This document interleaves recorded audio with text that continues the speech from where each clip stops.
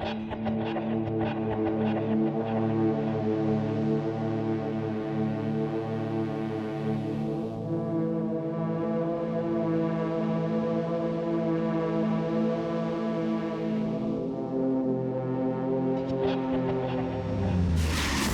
people die in a horrific car crash. And investigators are left with just one survivor to question. The light was green. But the real answers will come from an unusual source. There's no independent witnesses, and we needed to know who ran the red light. Then, a 911 call brings investigators out to the scene of a mysterious hit and run.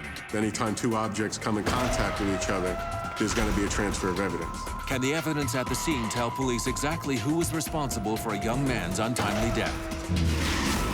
And an experienced motorcyclist loses control of his bike and plows into an oncoming SUV.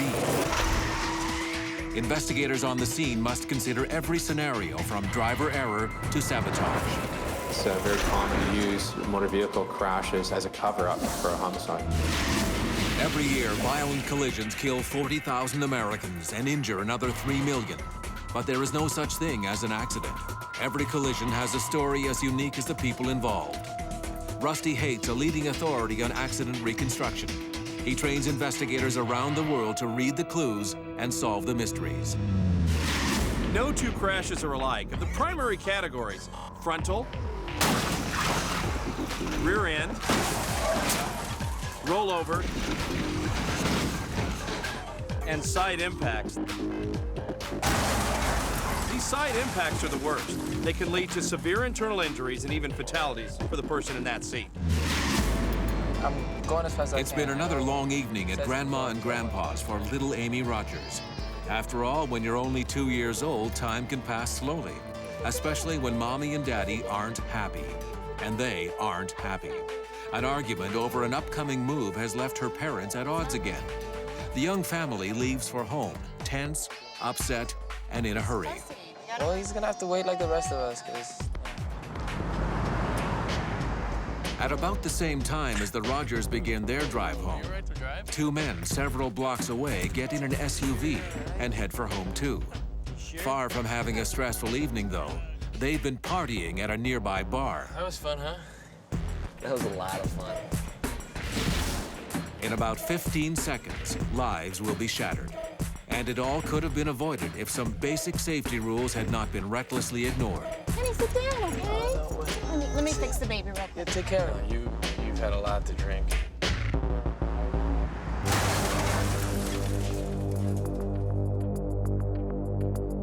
At approximately 11 p.m. on a hot Arizona night, accident investigator John Heinman is called out to the crash scene. How many victims again? 3 victims. The information I received from our desk sergeant, who got a hold of me that night, was that we had 2 vehicles involved, an SUV and a sedan. There was 3 victims. It's a very bad one. The SUV is in the middle of the road. The car is on the curb, and a traffic light pole has been knocked down.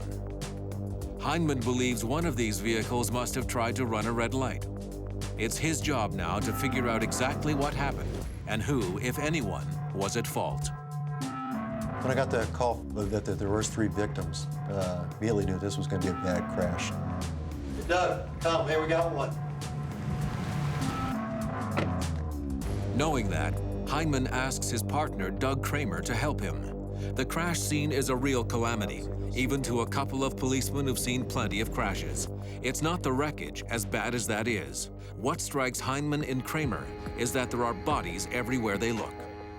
Little Amy's parents are pronounced dead at the scene. Yeah, again, no seatbelt here. Both have suffered major head trauma and internal bleeding.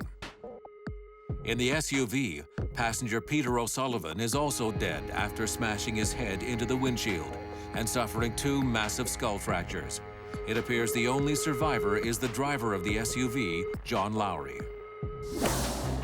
Looking at what is left of the SUV, Heinman is surprised to learn that Lowry suffered only minor injuries, not much more than a cut on his face.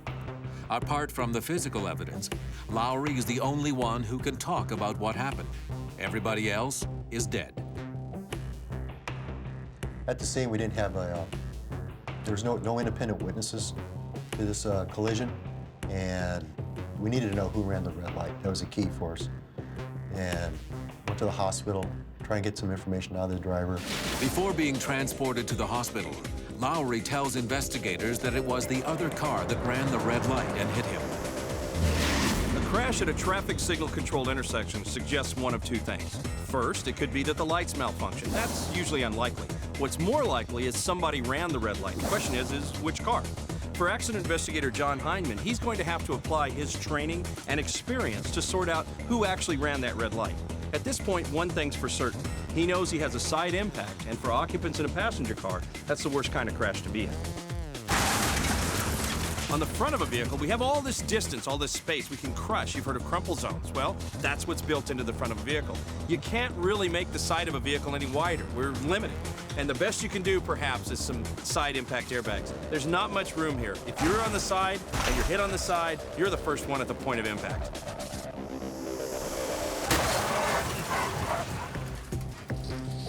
So in a situation like this, where you have a passenger that's thrown all the way over to the driver's side, you can expect to see massive injuries to the head with the brain being jostled around, to the vertebral column, and to the internal organs, where they can be torn from their attachment. You can have severe internal bleeding. As Heineman and his team prepare to start gathering the physical evidence, they're informed of a disturbing new development. They're at the scene. Fire captain approached us, told us they saw that the back window had been broken, and there may be a fourth victim. Through the broken windows of the couple's car, firefighters notice a child seat and some toys. Heineman asks firefighters to search the surrounding area, hoping against hope that it wasn't the tiny body of a child that broke the back window. And then a scene that seemingly couldn't get any worse does. In the bushes, about 100 feet from the crash scene, firefighters find the lifeless body of 2-year-old Amy Rogers. As a parent, having young kids, they're the worst, the absolute worst. When you find out that a young child, young life is gone, it really affects you. And you still got to put your emotions aside and do your investigation. But again, the kids are the worst. And the first things we noticed is that nobody was seatbelted in, and not even the infant. The infant was just rested in the car seat. The impact allowed the freedom to go out of the car. So it's like this. A driver who would wear a seatbelt is 3 times more likely to restrain a child in the car with him. So you probably wonder what I'm doing here. Well, let's try a little experiment. Suppose you're driving down the road at 25. You're in a parking lot, and you have an unrestrained child in the seat next to you. That's not a good idea. The kid's out of a car seat, out of a seatbelt. Well, 25 miles an hour in a parking lot and a little bit of a crash is just about like doing the unthinkable. Throwing your baby from the 3rd floor. Doesn't make any sense, does it? Well, here's the deal. It's not the fall that's going to hurt. It's the sudden stop at the end. And this fall from this height was just the same as an unrestrained child moving forward and hitting the dash. Put the kids in a seatbelt or a car seat. And not just the kids. None of the victims were wearing seatbelts. Only Lowry beat the odds. As Heineman continues the on-scene investigation, he dispatches Officer Tom Reyes to follow up with the lone survivor at the hospital. The light was green, so I don't know what happened. This guy must have hit me. It came out from nowhere. First, he learns that Lowry's blood alcohol is over the legal limit. We learned that his blood alcohol concentration was a 0.125. Should obey traffic signals. This was several hours after this impact occurred. Oops, oh no. I almost missed that one. He was impaired, probably didn't even see the red light. Obviously didn't see the car coming approaching him as well. Lowry sticks by his story that the other car ran the red light, but he's got some incentive to say so. After all, the only other possible witnesses are dead, and he could face 4 counts of manslaughter if Heineman can prove it was Lowry's fault. But Heineman doesn't have that proof yet. So at this point, John doesn't have any independent eyewitnesses to tell him who actually ran the red light. He's got the only surviving driver that's pointing at the dead guy. There's a surprise, huh? Who's saying, hey, the dead guy ran the red light. What John's going to have to do to get any kind of criminal charges into court is find some objective, independent way with the physical evidence to demonstrate who actually did run the red light in this case. That's the trick for investigators. They need to figure out, using that investigative technique and the physical evidence, how this crash happened. Coming up, shocking news from the medical examiner's office sends investigators back to the drawing board. We're just kicking around the idea of how can we find out who ran the red light, and this kind of all of a sudden it hit us. And later, a 911 call brings police out to the scene of a mysterious hit and run that has taken the life of a young man. When you're dealing with a hit and run, time is a big factor. It's very easy to get rid of a car. You can fix it, wash evidence off.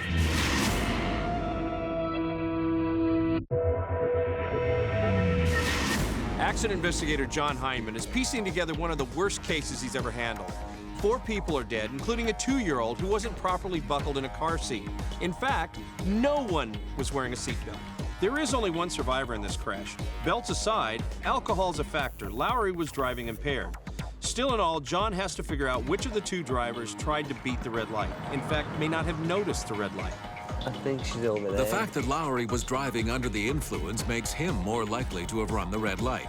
But Heineman will need proof. And right now, this mystery is offering up few clues.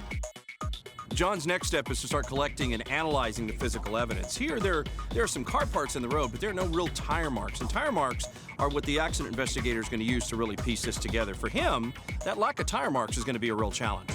With no skid marks, at least one thing is clear. Neither driver was on the brakes when the collision happened. That would explain the violence of the crash. Obviously, something that came through our mind was that neither one of these drivers saw each other. They didn't react. One of the drivers didn't even react to the red light. But then Heineman learned something that could turn his theory about the SUV on its head. Results from the medical examiner come in. It turns out Kevin Rogers was also impaired, not by alcohol, but by methamphetamine. Did you take something? I took something. I'm with the guys. What do you expect me to do?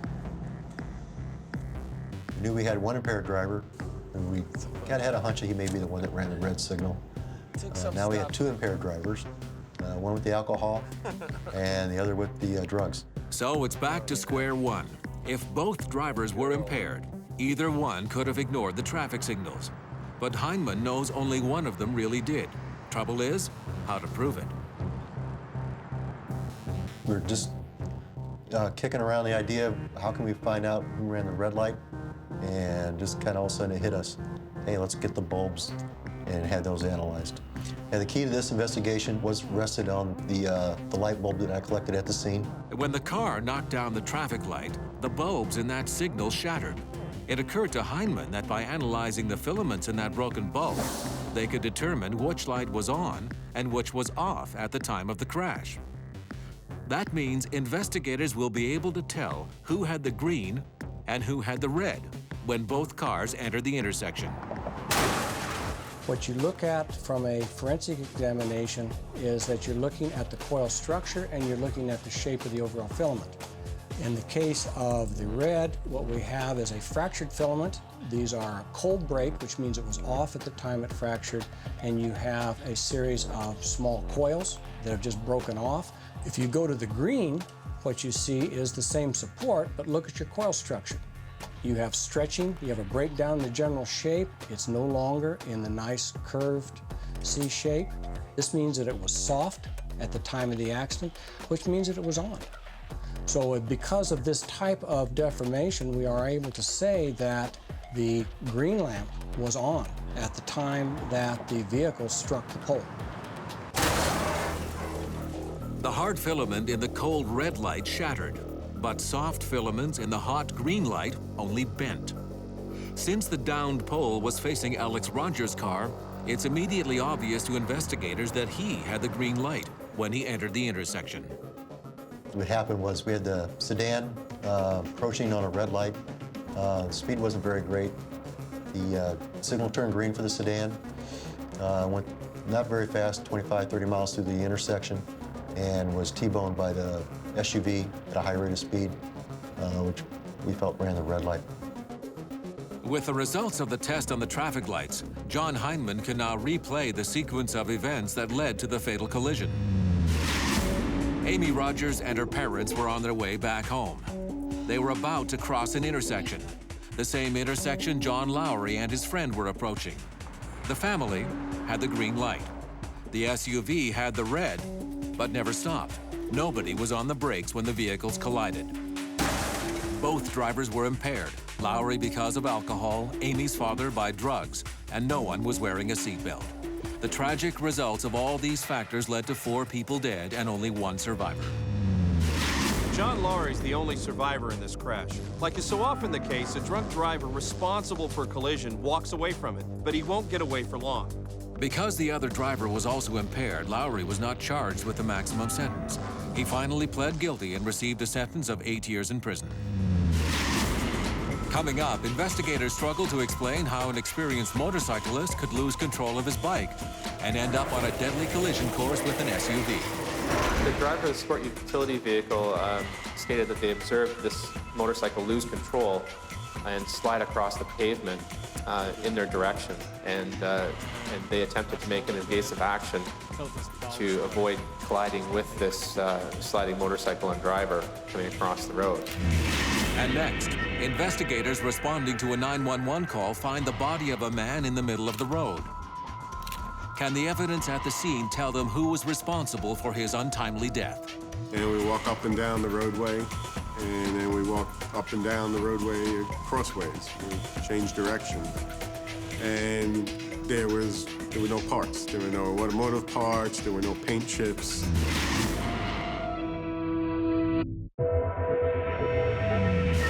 In the real world, as in dreams, nothing is quite as it seems. Look, I didn't write that, Dean Koontz did, but I've certainly experienced that as an accident investigator. This job is anything but routine. Every once in a while, you run across a case that makes you say, and I thought I'd seen everything. Well, this case is a perfect example. On an early April evening in New Jersey, a 911 call comes in. Yes, there's a body lying in the middle of the road at Robinson Way. Looks like he got hit by a car.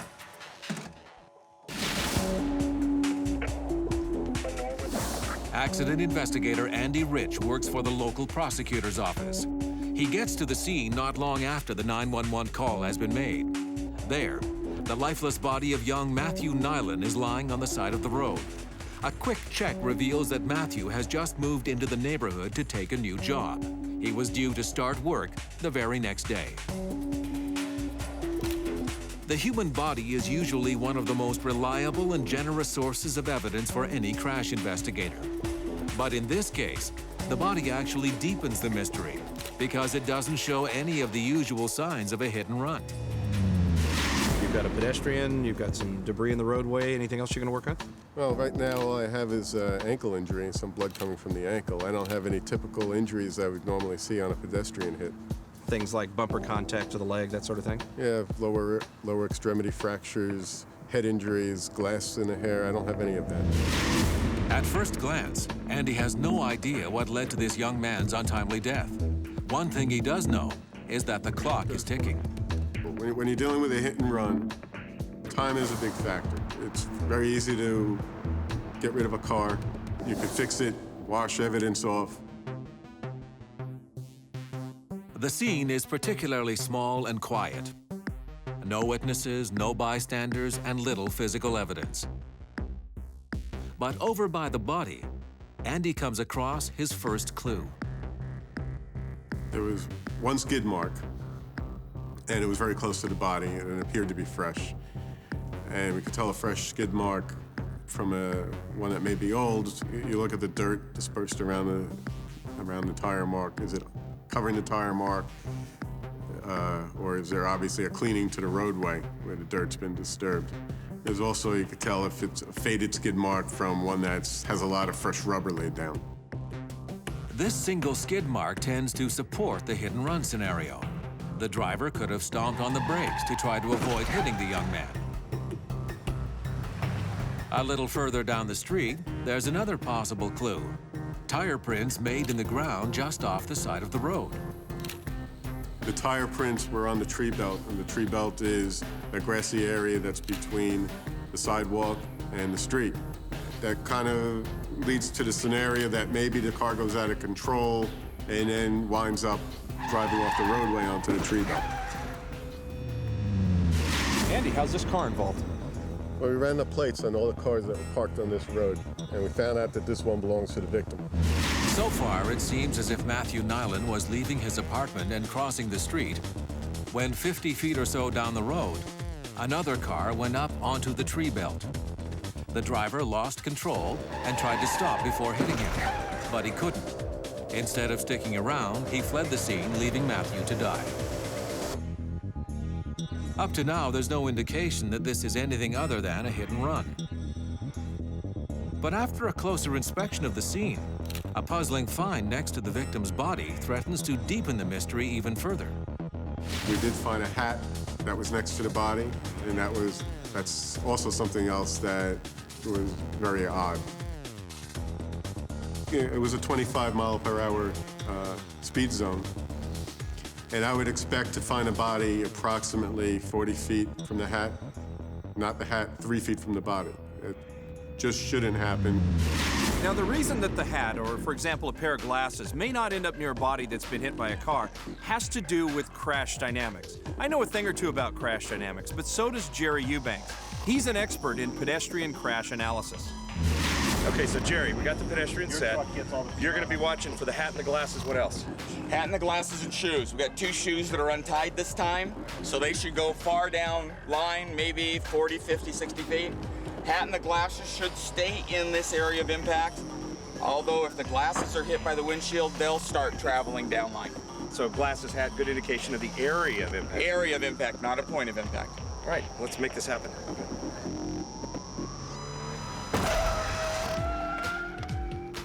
So we have the head crash, and we find that the evidence we expected to see near the point of impact is here. For example, the hat, we're only talking about it being about 6 feet from the actual marked point of impact, and about 9 or 10 feet away, we find the glasses and one of the shoes. So everything is exactly where we'd expect to find it.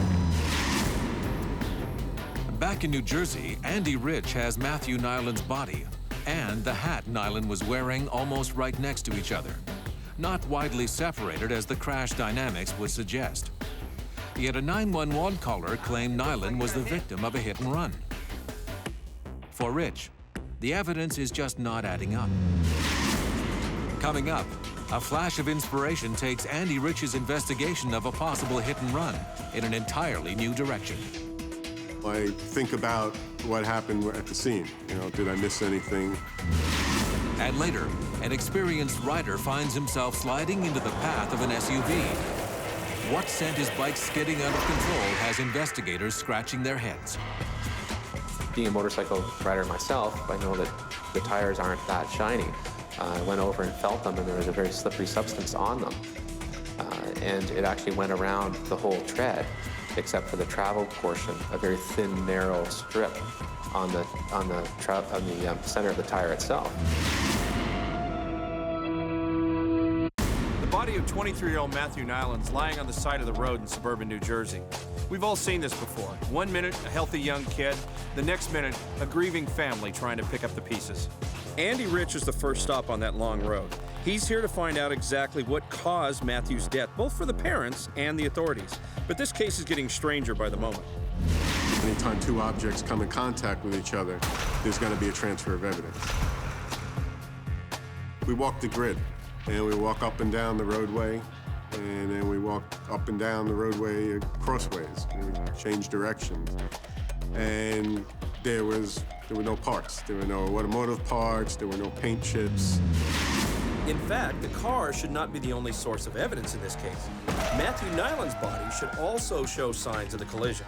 Here's why. So, Jerry, accident investigators working pedestrian crashes are going to find evidence from the body on the road, right? Yes. What kind of evidence do they look for? Well, as in this case, we've got clothing fabric. You can find hair, blood, and flesh. Shoe prints also. Do you have to be dragged by the car for this to show up? No. In this case, we had the dummy thrown, and when he hits the ground, we get these larger marks, and the smaller mark is a secondary bounce. So just sliding will get that transfer? Yes. After the body gets hit by the car and it's sliding around along the ground, this guy's wearing jeans.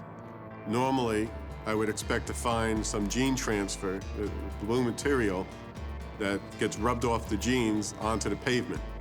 Back in New Jersey, Andy Rich can't find any signs of transfer at the crash site. But then, just as they're wrapping up their on-scene investigation, Andy gets his first lucky break. Broken glass has been found on a nearby street, glass that may have come from the fleeing car. What could have happened here is maybe some headlight glass could have broken, got caught on the bumper. The driver takes a very hard turn, and now that glass, because of the force from the turning, gets thrown off that car a block away. But on closer inspection, Andy's first promising lead quickly evaporates. It looked like window glass from the side or the rear windshield of a car, not the front. When a front windshield breaks, it stays together because it's laminated. Whereas when the side windows break, they turn into little popcorn-sized kernels, and you just see these little fragments all over the ground. That's what we had here.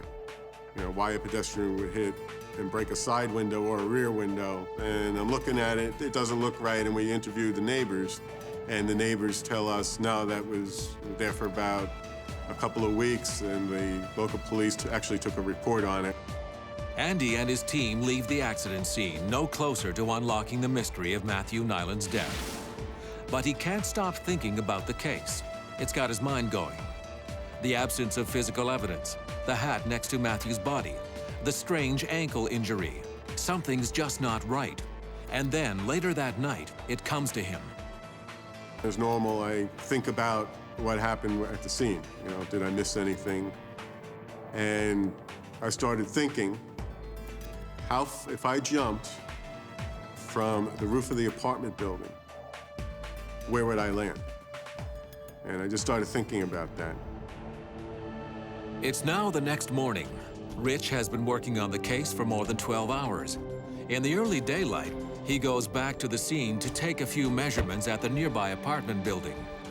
If someone were to jump off the roof or get pushed, they'd land just about where Nyland's body was found. The case has taken a brand new turn. Nyland may have been killed or committed suicide, but Rich isn't concluding anything just yet.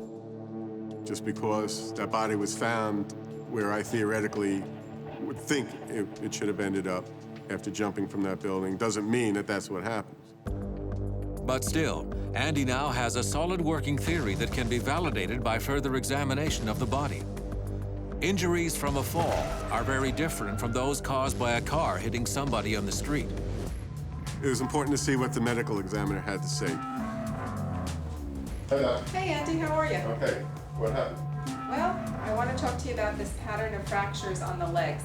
He's got an oblique fracture in the right thigh, a fracture of the left lower leg, and the interesting pattern of fractures is symmetrical fractures at the ankles. And looking at the x-rays, the way the fractures are situated, to me it's much more consistent with falling from a height and not from a direct motor vehicle impact. Okay, thank you. The medical examiner confirms that Matthew's 2 broken ankles are not at all consistent with a hit and run. But those injuries would correspond with a fall from a height. Judd, as an expert in collision trauma biomechanics, you see certain types of injuries, and are pedestrian injuries, are they consistent with just that type of event, or are they common to other events? Pedestrians have a very unique injury pattern. You see very telltale evidence of contact and specific injury pattern to the lower extremity, as well as damage as you proceed, typically up one side of the body, also to the head area. So there is a very distinct pattern.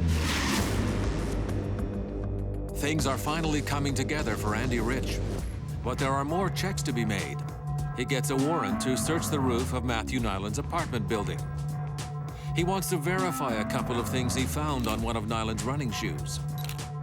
What was found on the bottom of the sneaker, wedged into the treads of the sneaker, was a pebble.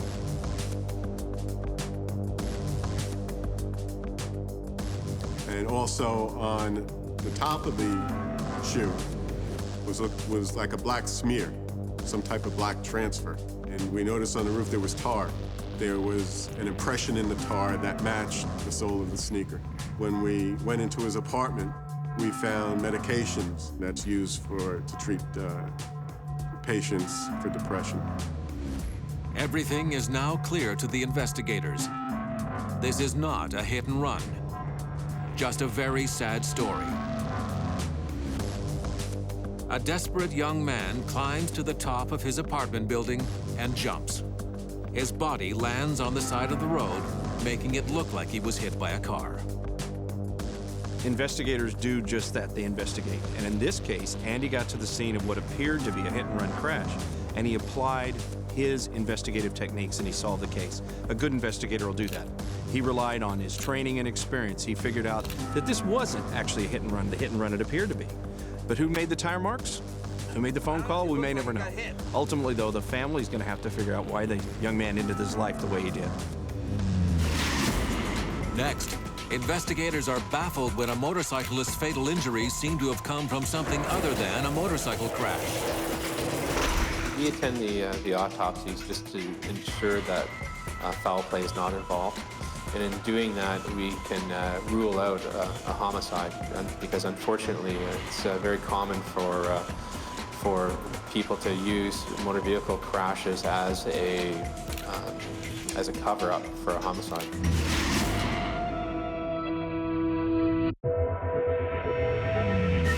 There's nothing like the feeling of the wind blowing through your hair when you're riding a bike. I remember because I had a bike, and once upon a time I had hair.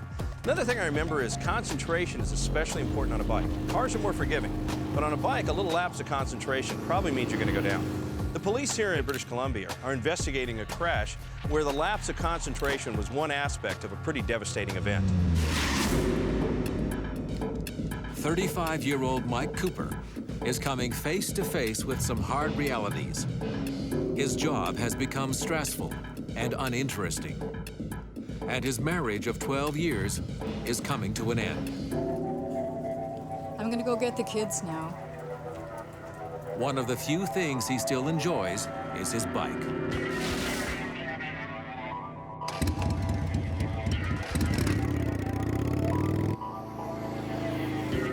After a long ride lasting well into the evening, Cooper is returning home when suddenly disaster strikes. On a seemingly harmless corner that he has ridden past hundreds of times, his bike goes down. Trapped under the weight of it, he slides into oncoming traffic and is hit by an approaching SUV. Pronounced dead at the scene, Mike Cooper's body is taken to a nearby hospital. The driver of the SUV, Marcus Schrader, is visibly shaken and waits for a team of collision reconstructionists led by Constable Jeff Vance to arrive. A motorcycle rider himself, Vance will need to answer a series of key questions. What would cause a bike to slide out of control on a quiet residential street? And was someone or something responsible for this wreck? I approach every investigation like there's endless possibilities that are the root cause of the crash. Once you make an assumption where it's a high speed involved, well, then you have to look at the root causes behind that. What else is going on? Is the accelerator stuck?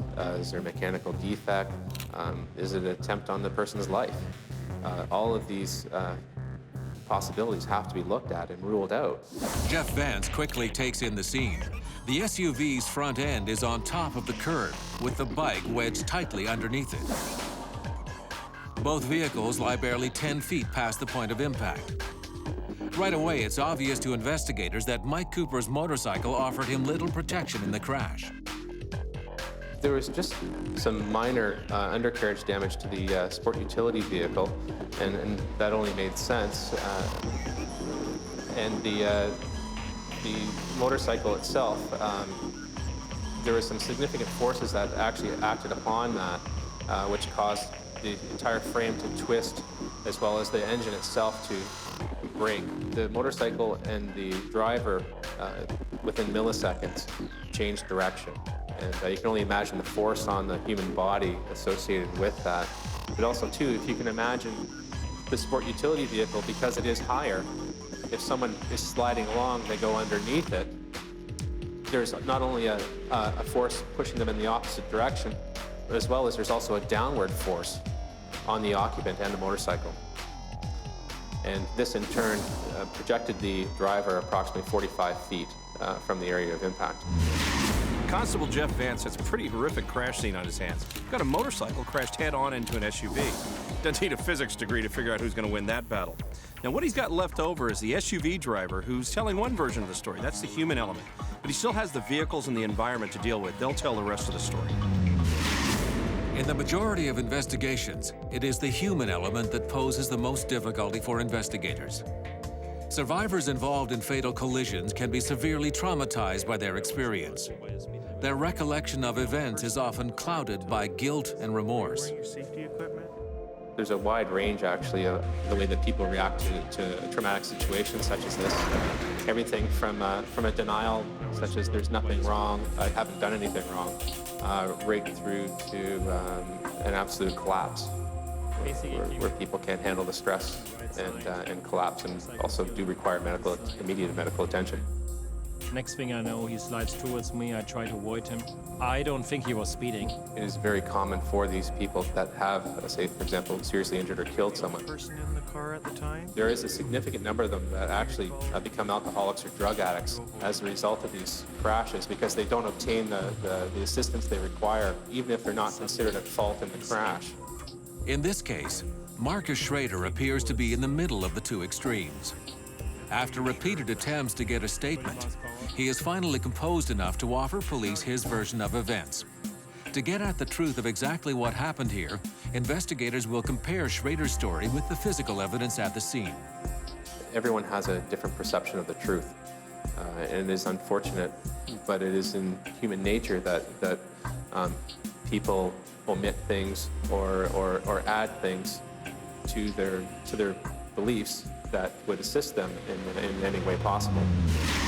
So, Jeff, you've had a chance to talk to the driver. What's he told you? He was driving along, minding his own business in the fast lane, and saw the motorcyclist lose control, slide into his lane. He tried to maneuver around the motorcycle and swerve into the curb lane. Unfortunately, they hit.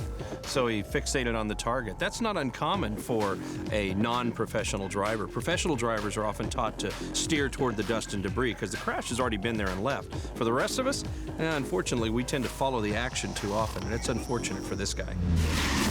If Marcus Schrader had swerved to his left instead of his right, chances are this fatal impact would have been avoided. By steering to his right, Schrader inadvertently put his SUV on a collision course with the motorcycle. However, investigators find no evidence his SUV was skidding before impact, suggesting his speed was low and that he had little time to react. Working back from the SUV, they are able to follow debris and scrapes left by Cooper's motorcycle to a tire mark on the opposite side of the road. The absence of skid marks and the trail of motorcycle debris leading up to the point of impact clearly indicate that the SUV did not collide with the bike before it went down. Schrader's version of events appears to be the truth. It appears that Mike Cooper's bike simply fell and slid across the road into the path of Schrader's SUV. The big question is why? So when you take a look at this crash scene, we're still trying to figure out what would cause this guy to lay the bike down and end up underneath the SUV. Well, one of the issues is speed, or potentially is speed. So Jeff's looking into the coefficient of friction, the stickiness of the roadway and tire combination, together with a little bit of math to try to figure out how fast this guy actually was going when he laid the bike down across the center line of the road. From the evidence littering the road, Jeff Vance determines that Mike Cooper was traveling at just 30 miles per hour when he lost control of his motorcycle. Slightly over the speed limit, but well under the capabilities of both the motorcycle and its experienced rider. It was very important to determine how fast the motorcycle was driving and maneuvering the corner. He wasn't traveling at a high rate of speed, so it posed the question to me then, what would cause it? If someone is going too fast for the corner and loses control, then it's completely understandable. But if someone's taking a corner around the speed limit, it just doesn't make sense for a motorcycle to lose control and for the driver to die as a result of it. After hours at the scene, police are still no closer to explaining how or why Mike Cooper lost his life. Coming up, Jeff Vance makes a discovery with tragic implications. We attend the autopsies just to ensure that foul play is not involved. It's very common for people to use motor vehicle crashes as a cover-up for a homicide.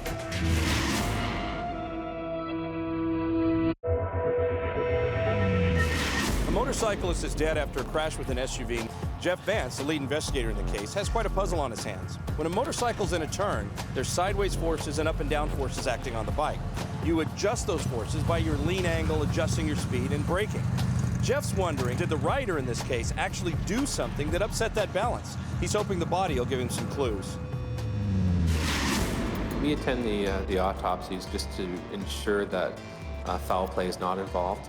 And we do that through ensuring that the injury profile on the individual is consistent with the damage to the vehicles and the accident scene.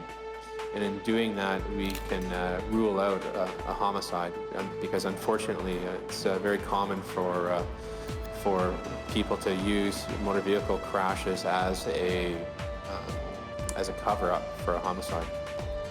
The medical exam reveals that the victim's leg was badly scraped and his foot crushed. His skin was literally torn inside out during the slide-out and the impact with the SUV. The injury is horrific, but not fatal.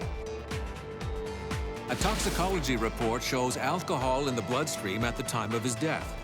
But the levels are so low, Jeff Vance quickly discounts any theory that Mike Cooper was driving while impaired. As the autopsy draws to a close, the medical examiner calls Jeff's attention to the victim's head x-rays. They clearly reveal the cause of death, but they also send the entire investigation back to the starting line. A hole in the skull, just above the left eye, produced massive trauma and significant blood loss.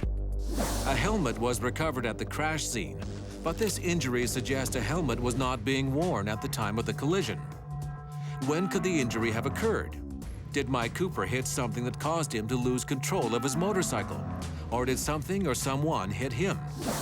Jeff Vance will need to carefully re-examine the bike to find the answers. When a motorcycle hits a car, you don't expect them to die of a puncture wound to the head, especially if they're wearing a helmet. More typically, you'd expect them to have had injuries to their neck or to their internal organs. Their aorta can even be just torn off and they can bleed internally and die within minutes. Back at the police garage, Jeff Vance now knows what killed Mike Cooper, a puncture wound to the head. Revealing how the wound was caused will determine if the crash was an elaborate hoax to cover another crime or a catastrophic failure of a vital piece of safety equipment. Examining his personal effects, Jeff Vance quickly determines that Mike Cooper sealed his own fate the moment he put on his most important piece of protective gear, his helmet. Examination of the helmet itself, a label that was on the inside stating that this was a novelty helmet not meant for safety purposes. There is no padding on the inside at all, which has no energy absorption material at all. And this would also explain some of the trauma to this driver's head as well. If you can imagine the motorcycle sliding on its side, moving across 3 lanes of traffic, and being struck by a northbound sport utility vehicle. So basically, his head went up and struck the turn signal on the handlebar of the motorcycle, because that also hit the sport utility vehicle's bumper. And we know this through the examination, with tissue being found on the turn signal, as well as the damage to his skull. So Jeff's had a chance to look at the bike, and he's got the rider dynamics figured out.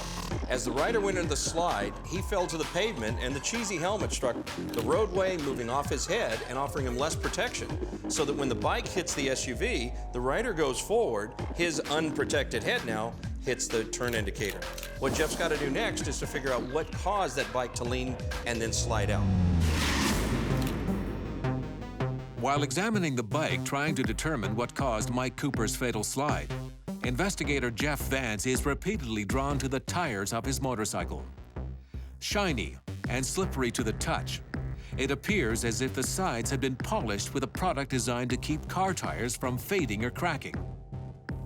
Could the polish have affected the motorcycle's handling on the night of the crash? Being a motorcycle rider myself, I know that the tires aren't that shiny. I went over and felt them, and there was a very slippery substance on them. And it actually went around the whole tread, except for the travel portion, a very thin, narrow strip on the center of the tire itself. I was thinking to myself, that's not right. And I thought to myself, well, that will significantly reduce the speed that this motorcycle will be able to take the corner. And I was thinking to myself, could this be it? Because I've never come across something like this before. So Jeff, do you have any working theories about why the bike went down? Yes, I found some contamination on the tires. They're really slippery, and I think that lowered the coefficient of friction between the tire and the road enough for the motorcycle to slide out. Can you give me a hand doing a lean test on the bike, just to see where the contamination starts? Sure, let's do that. What can I do for you? If you just lean the bike over towards me, and I'll let you know when the contamination touches the road. Okay, you can just go up a little bit. Okay, that's perfect. So what did you get? I got 20 degrees, and that's well within the normal range of a novice driver. A quick test in the garage shows that a 20-degree lean angle is all that is required to have the polished area of the tire meet the asphalt. On a test track, can a motorcycle going the posted speed limit through a similar corner exceed that 20-degree lean angle? The shape of a bike tire is not like what you find on a car. This bike tire is more oval. When you're driving down the road just straight and level, the contact patch is right down here in the center. When you go through a turn, that contact patch spreads around the sides. We know there's a relationship in a turn between lean angle and speed and, of course, the roadway friction. In this case, what we want to do is figure out if a lean angle in this scenario will get us past 20 degrees. That'd be about here. A more aggressive turn will be further out on the sidewalk. On a corner with the same curvature as the one at the crash scene, a rider maintaining 30 miles per hour easily exceeds a 20-degree lean angle while executing the turn. Not a terribly taxing demonstration for our rider. He made it to 20 degrees without any difficulty. But if you change the friction at that point on the tire, you'd probably have this bike slide out. It's interesting. You got to wonder, why would someone put that much stuff on that kind of tire on purpose? It seems inconceivable that Mike Cooper, an experienced rider, would put a slippery automotive polish on his own tires, where it could actually contact the road. Jeff Vance continues to examine the hours leading up to the crash for any evidence that someone could have deliberately tampered with his bike. Homicide detectives follow up on the suspicions, but they can find nothing to suggest that foul play was a factor in the crash. Instead, it appears that Mike Cooper's zeal to have good-looking tires and a vintage helmet clouded his judgment.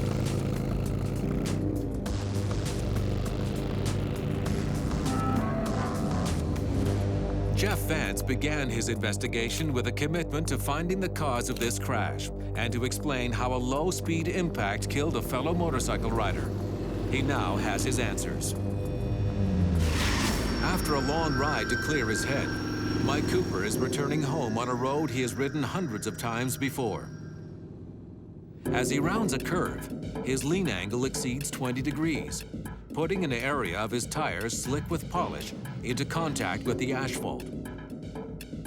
In a split second, his bike is down and sliding into the path of an SUV driven by Marcus Schrader. On impact, his head collides with the handlebars before his body is thrown into the grass on the side of the road. Evidence from the scene, the medical exam, and the motorcycle itself paints a picture of a man who made a series of poor judgments. Using a rubber polish on his own tires and choosing to ride without a proper helmet ultimately sealed Mike Cooper's fate. I've investigated over 1,200 collisions now, and I cannot think of one of them being an accident. They are avoidable. It's as simple as that. Driver error is a huge factor in all of these, let it be speed or alcohol or just inattentiveness. I have not come across a true accident myself. There's no doubt about it that riding a bike requires a different skill set than driving a car, and greater concentration. One of the things that Jeff's investigation reminds us is that riders have to be responsible for their own safety and their safety equipment. This guy made a series of mistakes, but sometimes it's only one mistake that could end a life.